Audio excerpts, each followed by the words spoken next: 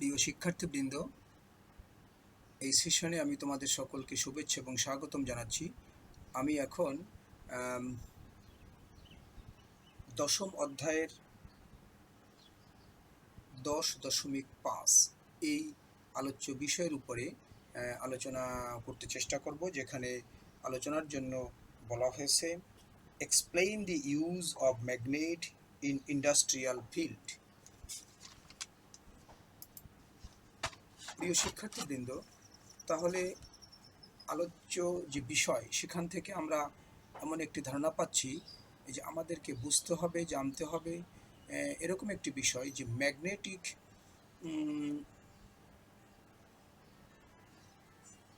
যে ব্যবস্থাগুলো তার কোথায় বিশেষ করে ইন্ডাস্ট্রি বেজ অর্থাৎ শিল্প কারখানার মধ্যে কোথায় ম্যাগনেটকে বিশেষভাবে ব্যবহার করা হয়, অর্থাৎ শিল্প কারখানার ক্ষেত্রসমূহে অর্থাৎ শিল্প কারখানায়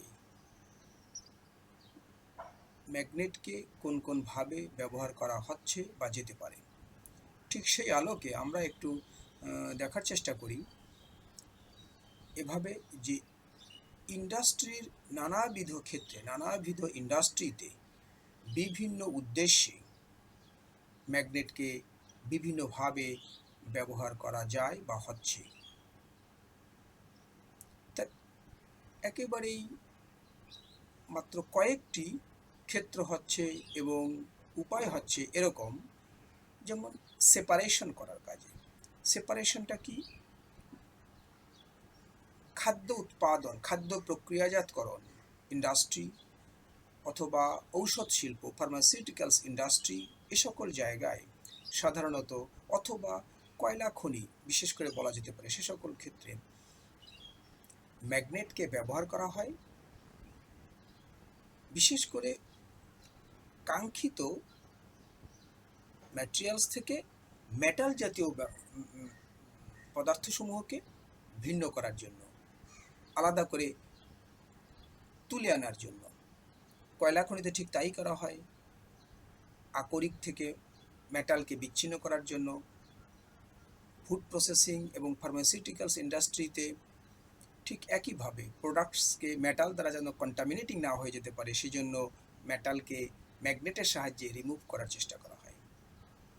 এরপরে বড় একটি ক্ষেত্র মনে করা যাক যে অটোমোবাইল ইন্ডাস্ট্রি। সেখানে নানাবিধভাবে ম্যানুফ্যাকচারিংয়ের ক্ষেত্রে এবং অ্যাসেম্বলির ক্ষেত্রে এই হোল্ডিং ডিভাইস বা কম্পোনেন্ট হিসাবে ম্যাগনেটকে ব্যবহার করা হয়।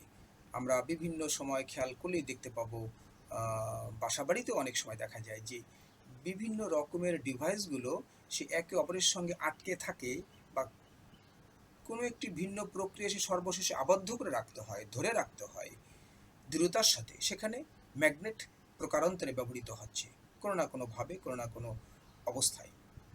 তাহলে হোল্ডিং কম্পোনেন্টস হিসাবে ম্যানুফ্যাকচারিংয়ের ক্ষেত্রে এবং অ্যাসেম্বলির ক্ষেত্রে ম্যাগনেট ব্যবহার করা হচ্ছে।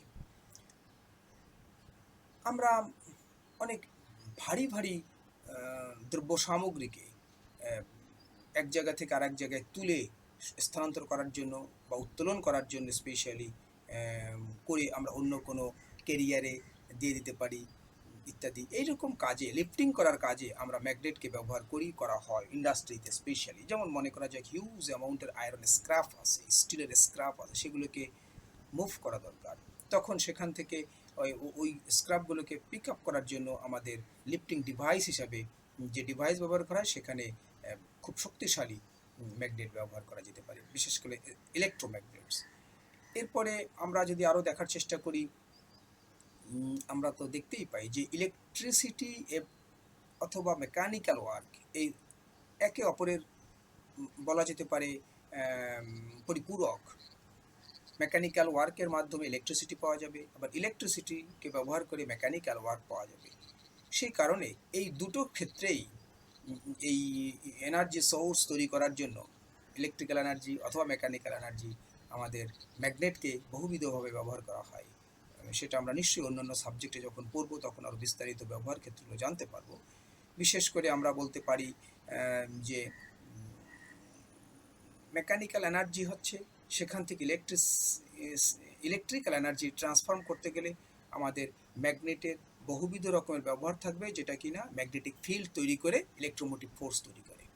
আবার সেই ইলেকট্রিসিটি আমরা কোনো জায়গায় এনার্জি সোর্স হিসেবে ব্যবহার করতে চাইলে তার মধ্যে আবার আমাদের ম্যাগনেটকে ব্যবহার করতে হবে ইলেকট্রিক ফিল্ড অর্জন করার জন্য। এরকম কিছু বিষয় আমাদের থাকবে। এরপরে আরও বৃহৎ ক্ষেত্র বলা যেতে পারে এরকম যে সেন্সিং ডিভাইসে আমাদের ম্যাগনেটিক ফিল্ড তৈরি করার জন্য ম্যাগনেট ব্যবহার করা হয়। বিভিন্ন রকমের সেন্সিং ডিভাইস, যেমন loud speaker, মাইক্রোফোনস, magnetic bearings, magnetic limitation, MRI machines এবং অন্যান্য যে বৈজ্ঞানিক ইনস্ট্রুমেন্ট সমূহ আছে, অনেক ক্ষেত্রেই সেন্সিং ডিভাইসের ব্যবহার করা হয়। আমরা এই ইন্ডাস্ট্রিয়াল যে ফিল্ড সমূহে ম্যাগনেটের যে ব্যবহার, এ বাদেও আর একটু বেশি করে বলা যেতে পারে যে ফেরাইট, অ্যালনিকো, নিওডাইমিয়াম, ইলেকট্রোম্যাগনেটস সবই কিন্তু আমাদের ইন্ডাস্ট্রিয়াল ম্যাগনেট হিসাবে বিভিন্ন সময় ব্যবহৃত হয় এবং হচ্ছে প্রচুর পরিমাণে।